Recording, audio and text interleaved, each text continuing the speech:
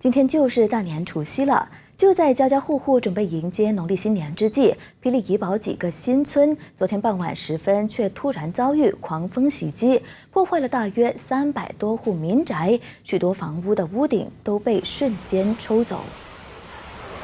画面上可以看到，除了新板屋顶，其他残骸碎片也被卷起飞天，大树同样被吹倒，还有车子被压毁，强风威力可想而知。当地消整局接获紧急投报之后，派人到场支援。受影响的新村包括斗华新村、义城花园以及达麦花园。不幸中的大幸是，目前为止没有传出任何人员伤亡报告。但是由于今天就是大年除夕，如今家园毁了，叫当地的怀疑家庭不知如何是好。